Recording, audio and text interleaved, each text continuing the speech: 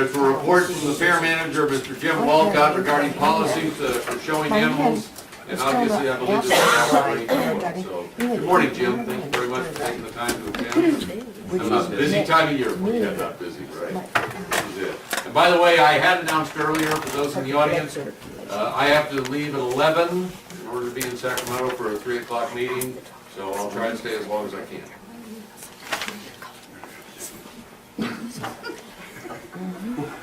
No, Darcy will be driving. Okay, our policies and procedures with fair, obviously we have to go with F&E rules or state rules, and we have our premium book that states all the other rules. I think the question that we have is, why did we disallow the Standish Grange to not sell at the Standish Grange, but yet we let the staff let the Standish Grange show an exhibit. I think that's what one of the questions were from the statement I got. And the staff was overlooked on that, and I think to make it consistent with everything else, that I think we should probably just take those exhibits that are put in there and resend them, and then we're in compliance with what we decided with the independence.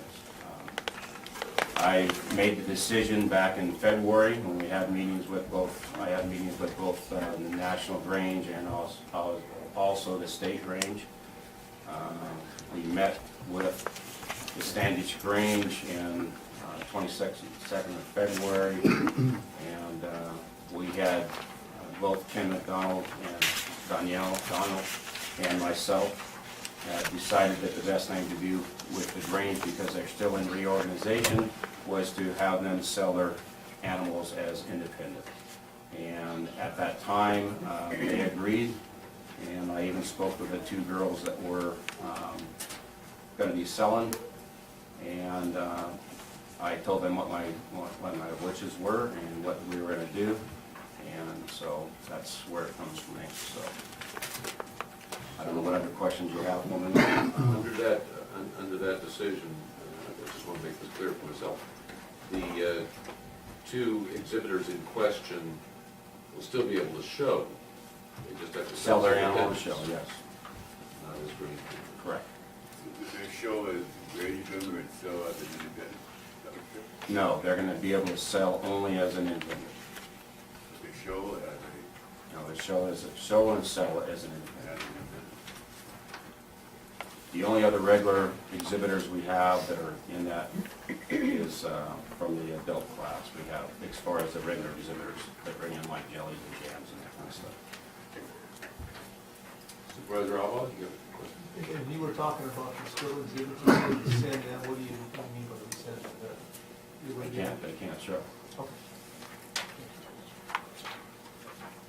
And your decision was based on the status of the Grange at this time, not necessarily on the timing of their applications or anything else. Correct. Everything Correct. was received on a timely basis.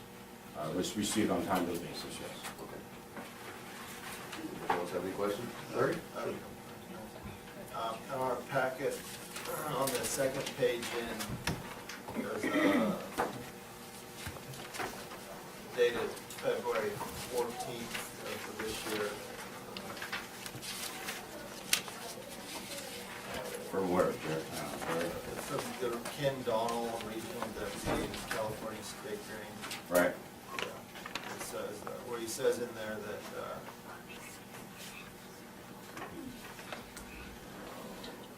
they're saying that they've been working to reorganize the Standish Grange, and it says in the third line down, I'm happy to report that we're near the end of our reorganization process, what should be formally completed within 30 days,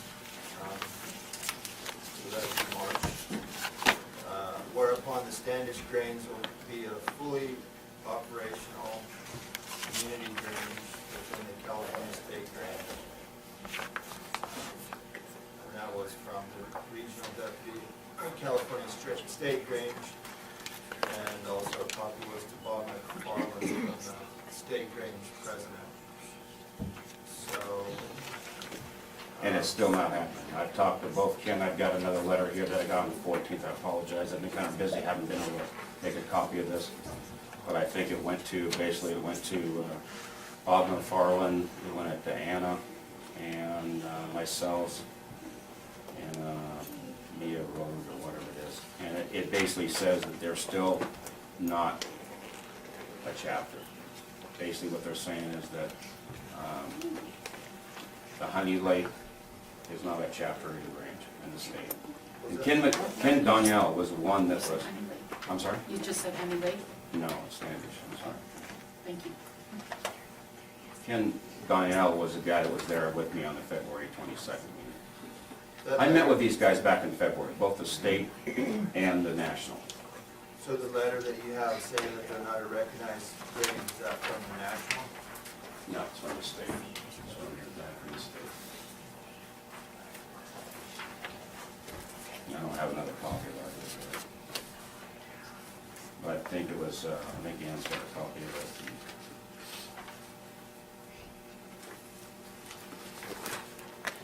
And my whole thing was to try to protect the kids. And most of you guys have been on livestock. You understand that what happens when you sell animals. You know, I've been there 9 years, this is my 9th season, and we've gone through a lot of different scenarios on different things that have happened. I think my decisions have always been fair, and they are, for me, it was the kids' deal. It was about the kids, because if you keep on fighting between who's right, this national or the state, then the kids are gonna suffer. So if, let's say for instance, one of these ladies were able to win a grand champion, you don't think somebody's gonna come up to me and say, well, they're not a certified range, and they're gonna protest it? Who wants to do that? Who wants to go through that? I'm looking at the kids' side of it now. Somebody may disagree with me, I know one of them does, but at the time, nobody disagreed. And that's why we went forward with what I did. So, that's the reasoning behind it. It's there to protect the kids from getting ridiculed from buyers or sellers or who else is going out there to try to make it worse. We all know how competitive it is. And so that was my decision. And I made that decision. Like I said, I've made other ones. That's what you guys pay me for. And I try to do the best I can. So in February, it looked as everything was on track to be done in March. Correct. And there's been a hiccup, so basically right now. The hiccup is still there. The lawsuit is still there between the state and the national. So I guess I would ask, what else did you want me to do? I mean, I went by what they were giving me, the information they were giving me, and I thought it was best for the kids. Okay, any other questions by board members before we start taking comments from the audience and see how we can work our way through this? And of course, Mr. Walcott, if the audience has a question we're unable to answer, you're welcome to answer the question as well. So I would like to remind the audience that there's a 3-minute time limit on presentations and so on the agenda, and we're going to try to stick to that. Try not to be repetitious. I know there are a number of individuals in the audience. Try your best not to be too repetitious. Sorry, before we go, I had Sure. one thing. No, go right ahead. On this packet that we were handed, it's on page 3.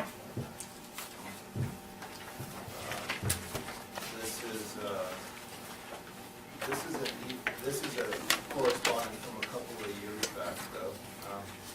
It's from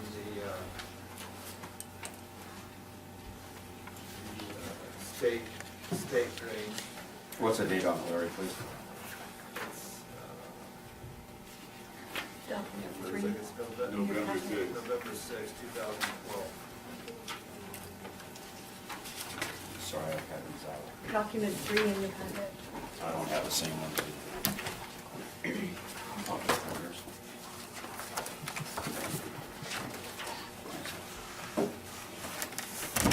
It says, by order of the Superior Court, the California State Range is operating status quo.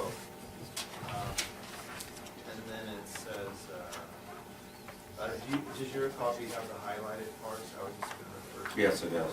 Then it went down where it says, California State Range is a corporation governed by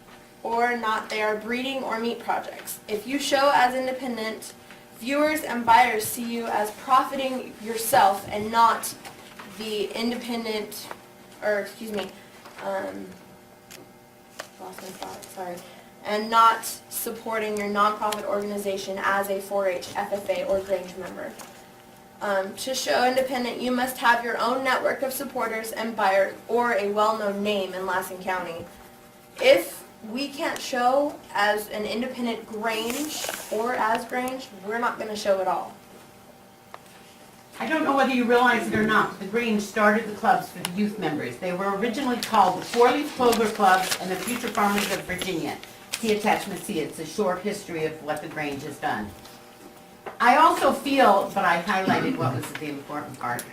I also feel the need to defend our Grange because of Honey Lake Valley Grange interference. I know you all received a letter from Bob Klaus, National Grange. I put a copy under attachment D.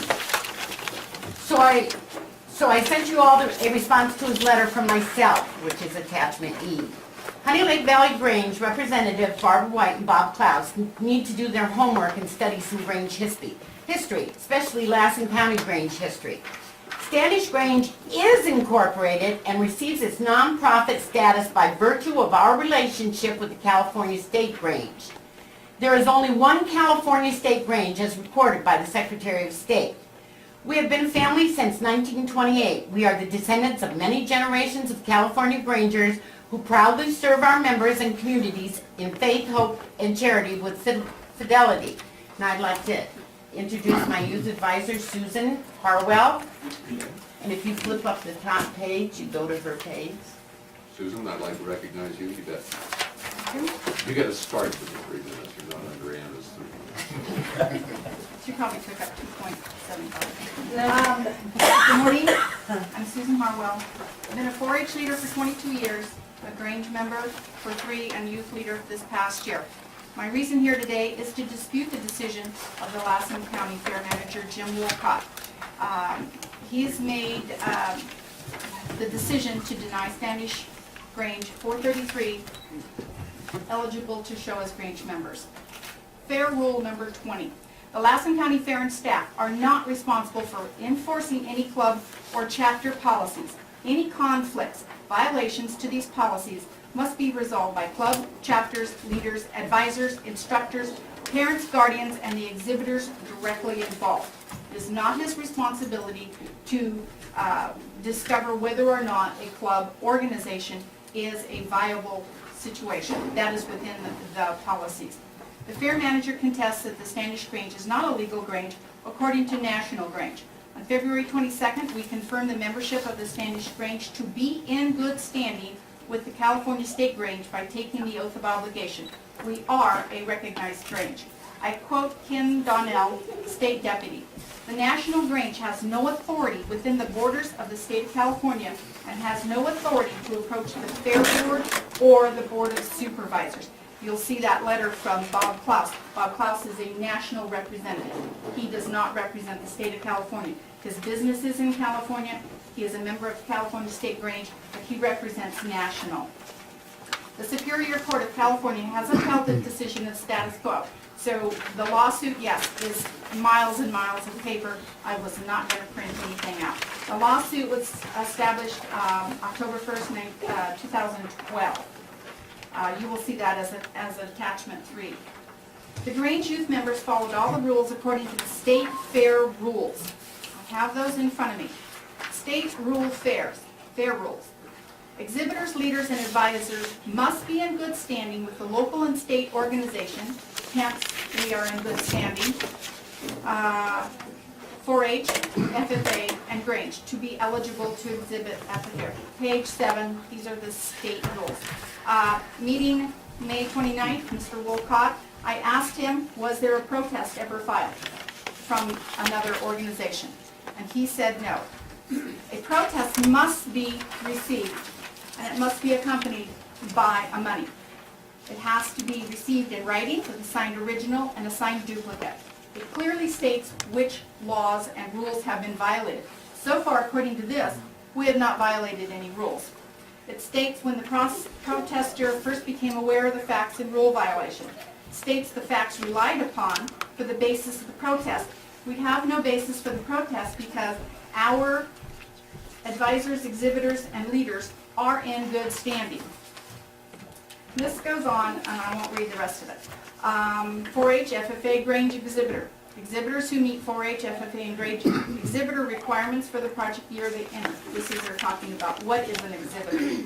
A Grange member must be 5 years on January 1st. They may exhibit until the end of the calendar year in which they reach age 19.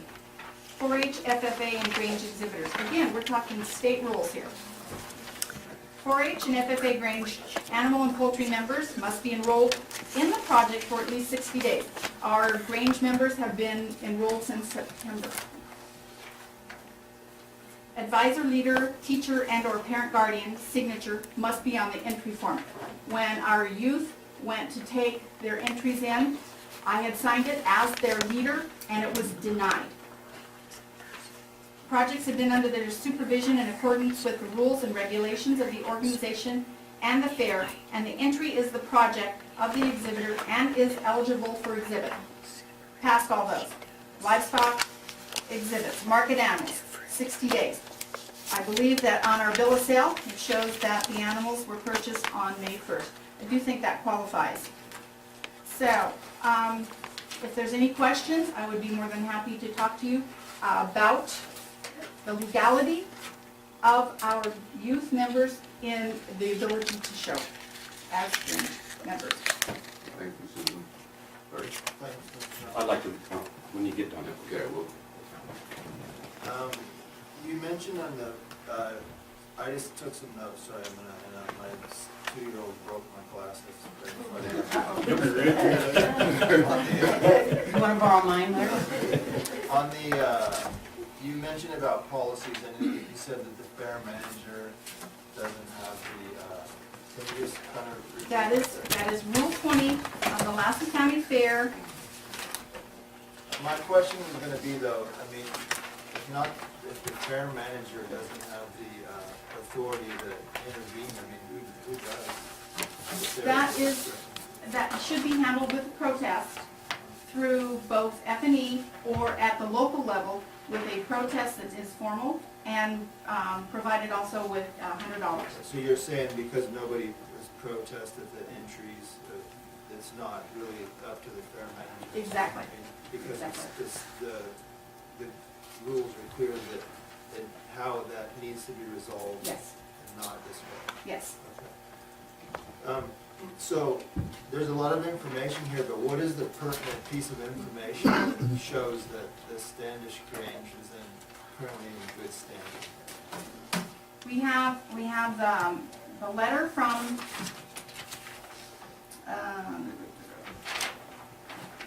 okay, let's go back here to attachment. The letter from our deputy director, who has said over and again, as he was there on February 22nd and provided the oath of obligation. Where do I refer to that one? Is it in the packet with the color tabs? You should be, one from Ken Donnell. Number 2. Is that number 2? Yeah. B. Our packets are a little different here. No, they're, mine- Their packet, okay. their packets are in. Ken Donnell came on February 22nd and issued the oath of obligation and has, Read it, that's what okay, it said. okay, this is verbatim. The California State Grange is an independent California corporation, and we can issue memberships for individuals or new local ranges. This is why I'm coming on Friday to give us our oath, to confirm the membership of the Standish Grange to be in good standing with the California State Grange. These memberships may not be recognized by national, but so what? The National Grange has no authority within the borders of the state of California and has no authority to approach the Fair Board or the Board of Supervisors. So who's Ken? Ken Donnell is Deputy Director for the State of California Grange. And then when he says I'm coming on Friday. So That what was the did he February come on Friday? 22nd, when we all became We, Grange members. we were obligated and recognized as a Grange, California State Grange. Okay. And So that- Mr. so- Woolcott was at that Okay, so meeting. basically, So that's the basis of that, why you say that you are a. We are recognized, yes. So What- what is in this packet of information that says otherwise? 'Cause there must- What he's listening to is national, and right there it says, No, the membership may, No, I just wanna, cause we're just to discuss what's the information here, so what is Okay. in our packet that is, contrary to what, you have a document that's in here that shows you're in good standing, here says, from the California person. What is there anything in here from,